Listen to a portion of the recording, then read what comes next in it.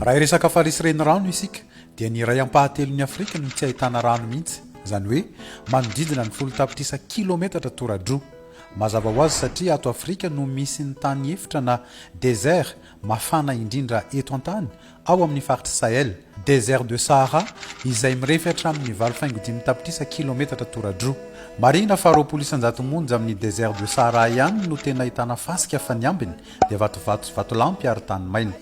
Raha jerena ny toedranon'ny Afrika dia misy tikebo na bassin na lemaka-efatra lehibe miantoka ireo renirano lehibe sy faritra mando ato amin'ny kontinanta.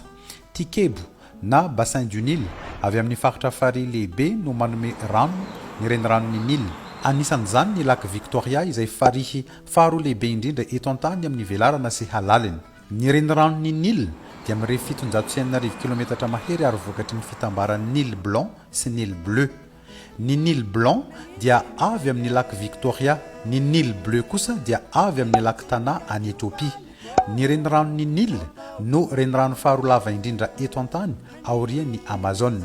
Bassin du Congo misy ny reniranon'ny Congo iray amin'ireo renirano lehibe indrindra eto Afrika. Bassin du Niger ahitana ny reniranon'ny Niger, renirano fahatelo lava indrindra eto Afrika. Bassin du Zambèze misy ny reniranon'ny Zambèze. Momba ny ala ny ray ampahadiminy velaran'ny kontinanta Afrika no rakotrala. Ao amin'ny bassin du Congo no ahitana ny ala miketroka faharoa lehibe indrindra eto an-tany aorian'ny Amazonie, mirefy 3.4 tapitrisa kilometatra toradroa ary mandrakotra firenena 4 manomboka ny Cameroun ka hatrany amin'ny Repoblika Demokratika ny Congo. Raha jerena amin'ny endrika ara-jiografia na relief dia azo zaraina roa i Afrika. Raha raisina tsipika manomboka ao amin'ny Port Soudan any avaratra atsinanana makany Lobito any atsimo andrefana dia mahazo Afrika avo any atsinanana sy Afrika iva ny andrefana. Misy toerana ambony maningana ihany koa toy ny tendrombohitra Cameroun izay miakatra hatramin'ny 7,900 sy 4,000 metatra ary koa tendrombohitra Atlas. Raha jerena amin'ny saritany topografika dia hita fa manamaro ny fizarana io satria avo kokoa ny faritra atsinanan'ny Afrika. Momba ny sisintany, raha matsikaritra isika dia betsaka ny sisintany mahitsy toy ny nofaritana tamin'ny fitsipika lavabe ato Afrika, ohatra ny sisintany Egypte sy Soudan eto ity. Izany dia vokatry ny fizarana nataon'ireo firenena mpanjanaka Europeana, anisan'izany ny feonambe na conférence coloniale tany Berlin tamin'ny taona 580 nofaritan'ny mpanjanaka na nozarainy araka ny filany Afrika. Tsy nisy firaharahiana ny fiaviana ara-poko sy kolotsain'ny mponina mitovy fiarahamonina na nitovy fomba fivelomana noho ny fizaran-tany voajanahary. Na dia kontinanta azy Afrika dia manana nosy maro manodidina azy. Aty atsinanana ahitana ny Madagasikara, nosy faefatra lehibe indrindra eto an-tany, manana zava-mananaina sy zava-maniry tokana tsy misy any an-tany kafa. Mihoatra ny 700 amin'ireo zavaboary ireo dia endémique.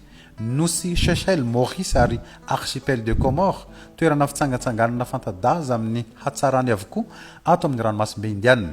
Aty amin'ny ilany andrefana ao amin'ny ranomasimbe Atlantika no misy an'ny Cap Vert, andianan'ny nosy volcano folo.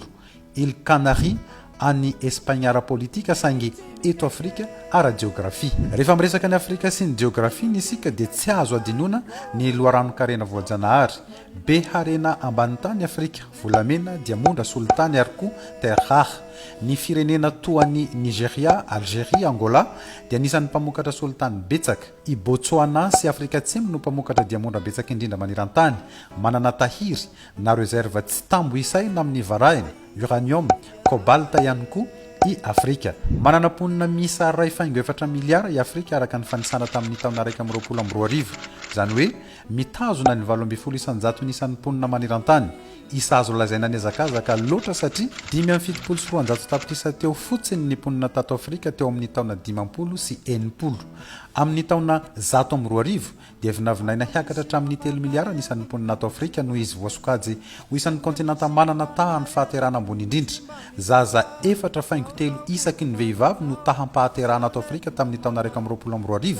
Zaza 4.4 isaky ny vehivavy ao Niger ka mametraka azo firenena manana taham-pahaterana ambony indrindra maneran-tany.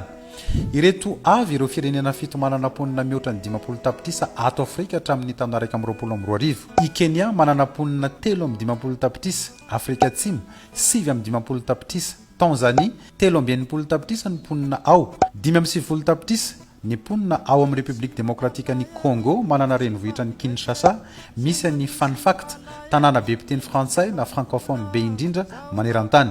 Egypte manana mponina 6 tapitrisa, Ethiopie 20 tapitrisa, Nigeria 13 tapitrisa. Izy no firenena be mponina indrindra ato Afrika. Amin'ny ankapobeny dia kontinanta tanora i Afrika noho ny 1.7 mponina ato latsaky ny 5 taona avokoa. Manantena aho fa nafinaritra sy nitondra fahalalana vaovao ho anao ny fanadidina nentina taminao teto amin'ny manaraka dia zava-baovao hafa indray no hatolotro anao. Mirary soa indrindra tompoko.